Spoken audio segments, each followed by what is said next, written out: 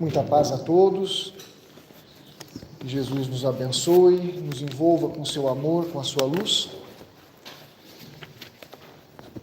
Aqui ajustando ainda a mudança de equipamento. Só dar um pouquinho de distância aqui, acho que vai ficar melhor. Aí.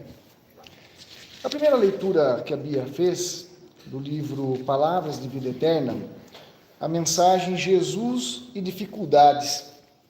Eu estava pensando, enquanto ela discorria a leitura, na mania que eu, pelo menos, tenho de querer fugir das dificuldades, né? Basta acontecer alguma coisinha, já gera aquele drama, aquela dramatização, não tem aquele impulso de querer vivenciar e passar por aquilo. A gente já pensa, pelo menos eu penso, na fuga. E esqueço completamente do que Emmanuel nos chama a atenção ali, que Jesus não prometeu nenhuma via tranquila para quem o seguisse. Basta a gente se lembrar dos apóstolos, dos seus discípulos, o que cada um passou estando junto a Jesus. Os quais vieram depois, que podemos citar Chico Xavier, foi um verdadeiro discípulo de Jesus da nossa época, contemporâneo nosso. O que Chico passou por seguir Jesus? As dificuldades, as traições, mas ali sempre fiel ao seu ensinamento, ao seu evangelho, aquilo que Jesus nos trouxe. E eu me recordei também de uma passagem, né, de um fato que aconteceu com Chico, que Chico ele vinha fazer um tratamento em São Paulo, então semanalmente ou quinzenalmente ele vinha de Uberaba para São Paulo, de Uberaba para São Paulo.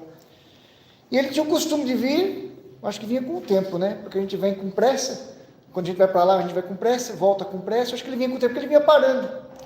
E parava num posto, abastecia, parava no outro posto, oferecia um lanchinho para as pessoas. E num posto ele acabou se afeiçoando muito com uma cachorrinha que tinha ali.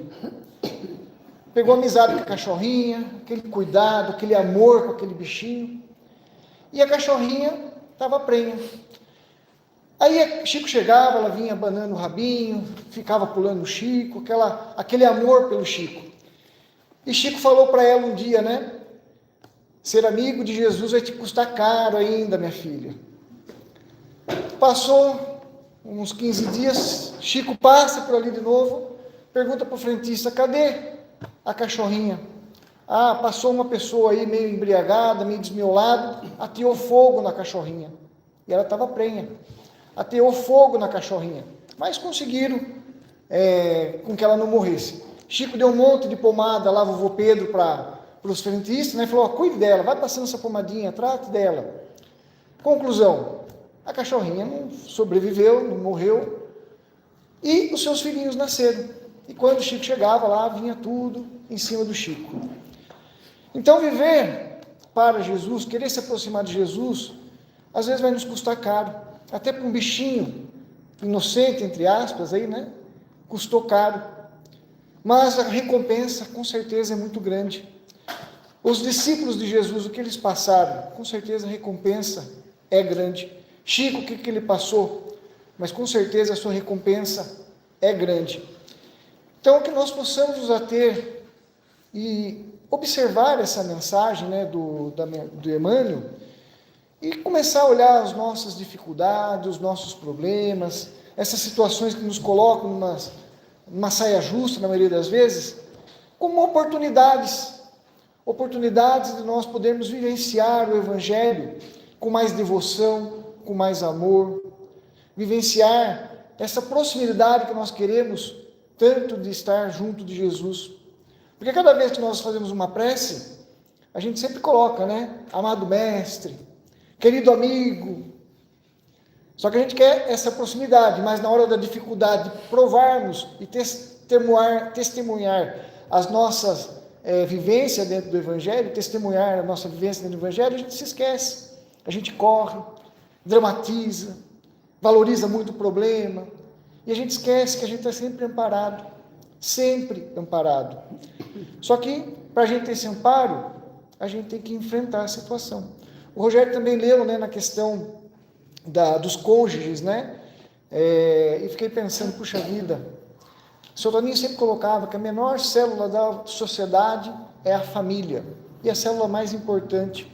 Essa célula desestruturada, é muito difícil aqueles espíritos que estão ali, né, as crianças e tudo mais, conseguirem, talvez, chegar na idade adulta com um discernimento, com uma certa retidão. A célula da família desestruturada vai desestruturar toda uma mente ali.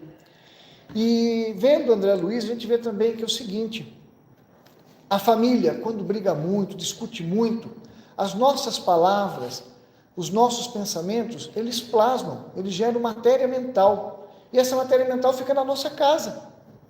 Por isso, quando a gente chega em algum lugar, a gente não tem afinidade, quer sair correndo, muitas das vezes, a gente passa mal. O que acontece ali? Em outros lugares a gente chega e a gente se sente bem, aqui como nessa casa. Pelo menos eu chego aqui e não tenho vontade de ir embora. Tão gostoso que é o ambiente. Por quê? Porque tudo que nós falamos e tudo que nós pensamos aqui está gerando essa matéria mental, essas energias que ficam na casa, aqui. Falando de Jesus, do amor, da bondade, do perdão.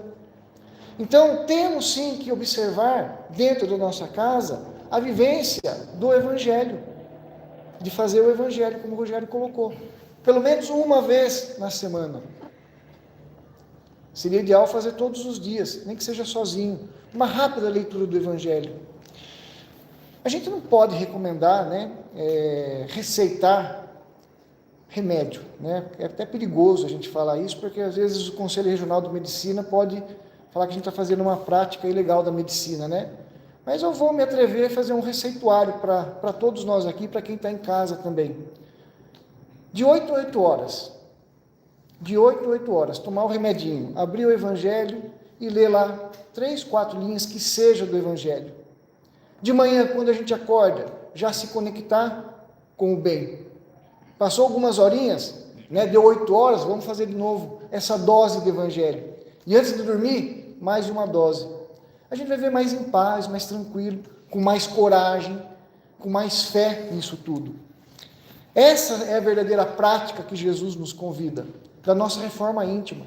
E a gente consegue essa reforma íntima com muita coragem e com muito esforço, mas junto com o Evangelho.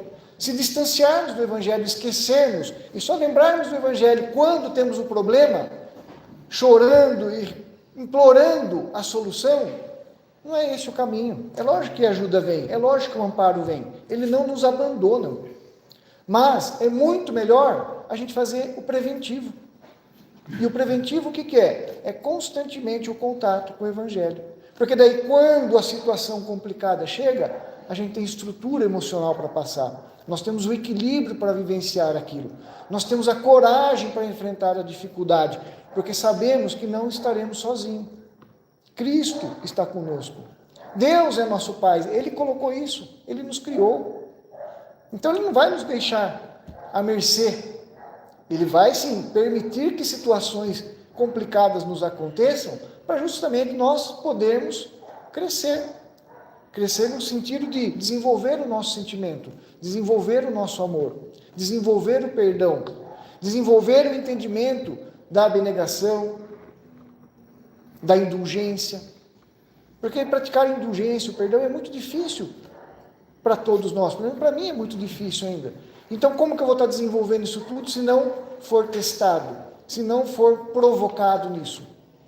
Então que nós possamos pensar nessa mensagem, né, dessas práticas interiores, como Kardec coloca aqui, né, toda planta que meu pai não plantou será arrancada pela raiz. Então todo mal que existe não é uma plantação, uma semeadura de Deus. Isso aí é nosso. Então isso não vai existir mais, daqui a algum tempinho. Então que a gente comece já a fazer essa nossa limpeza, essa nossa depuração. E seguindo essa recomendação, né? De 8 a 8 horas, uma dosezinha de Evangelho, não tem contraindicação. A bula é bem grande, né? Dá para ler qualquer parte da bula aqui. E só vai nos fazer o bem, só vai nos fazer fortalecidos para aquilo que nós estamos nos tentando envolver, né? Que é na prática do bem, na prática do amor. Então, que Jesus e os bons amigos nos fortaleçam, nos iluminem, para que a gente consiga esse nosso propósito, dessa nossa melhora. Muita paz a todos.